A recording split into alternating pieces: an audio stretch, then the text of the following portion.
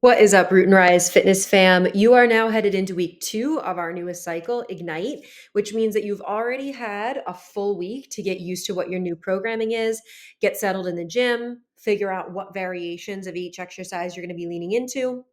And then this is the week where we start to dig a little bit deeper.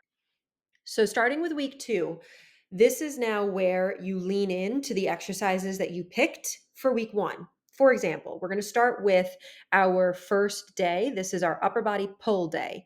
So, you've now decided whether you're going to do a banded face pull or switch to a weighted variation. I had some people send me some really good creative alternatives to this warm up. A reminder that this is being used as a mobility warm up more than anything else. So if you can't figure out a way to MacGyver this at home or in the setting that you are currently lifting in, don't panic.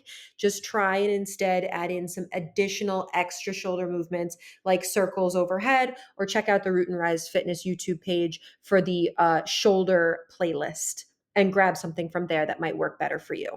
Now that you've picked your pull of choice, whether you're going to be doing a bench supported row or a pull up, this is the week where we start to add difficulty. You should be choosing to either do a higher rep count than what you did last week, whether that's 1 rep or 2 reps, it does not matter, but do more.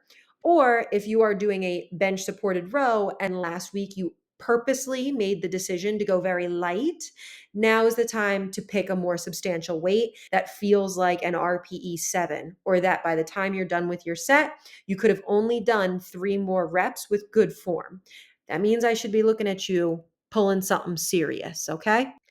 In general, that guidance remains the same for all of this workout, which is that for every exercise listed here, you should be aiming for the higher rep count that's listed in the schematic in that specific workout. So for push ups, it says to do 8 to 10 reps. Now you should be putting more towards the 10 rep side of things, or at least doing more than you did last week. When it comes to something like your lateral raise, again, keep the same style as best you can. If you chose to lean last week, lean this week. We want to try and stay as consistent as we possibly can so that we can really measure growth over the 6 week period. I heard everybody was overjoyed that Bulgarian split squats are back for another cycle. I'm so sorry. I love you so much. Many of you did not send me videos of your Bulgarian split squat. This is me lovingly telling you, send me your fucking videos. Otherwise, I will not believe that you did these. And again, for this week, we are simply aiming to do more reps than we did last week. The same concept still applies. In terms of your single leg hip thrust, if you are doing a body weight variation last week, consider adding some weight this week if that is in your repertoire. For your Copenhagen side plank, at this point, if it's possible, like as though you don't have any injuries that you are dealing with, weeks 2 through 4, so this week through week 4, we should be aiming to hold a Copenhagen hold for 15 to 20 seconds. This week, I would suggest aim for 15 seconds, knowing that next week and the subsequent week, you still got to do this shit. So give yourself some room to grow.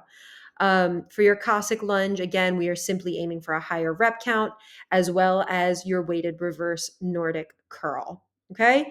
For your conditioning circuit, just do the best you can. Try and have some fun with it. Curse and swear out loud. Think of me. And for our last upper body 2 day, this is our push day. Again, the same concept has applied to this workout as previous, which is that we are aiming for the higher rep count that's listed with every single exercise here. Same thing for your pressing variation. I don't think I got many submissions for videos for this one. So if you haven't, send me your press variation so that I can take a look at what you're sticking with, because this is the week where we want to start adding difficulty under the assumption that your form is looking pretty good. A quick shout on the bear hold shoulder taps. Some folks are saying that these are feeling very, very easy. That means you need to slow it down. So as you are tapping, try not to shift left to right, but also add in a little bit of a pause at the shoulder before replacing your hand back on the ground. For your RDLs with a pause, a few of you sent through videos. Remember that anything that involves sending your butt back in space, an RDL, the Cossack lunge, it's a nice idea to have a wall behind you so that you can push your butt back into it and feel that your butt's going back as your chest is coming forward. The external feedback is sometimes a difference between getting the exercise and feeling a little bit more wobbly than perhaps is necessary. Otherwise, that wraps up any of the major changes. Again, we are just thinking a little bit more this week. We're not looking at massive weight changes. Instead, we're thinking of rep count. Can I push it 1 or 2 reps more? A reminder that if you are working with limited weight, you need to watch this program overview that I've linked either above this or below this so that you can make the changes applicable to you and your situation, because lightweight is treated differently in this program because we work a lot more with tempo. Okay. On top of that, had a couple questions about cardio.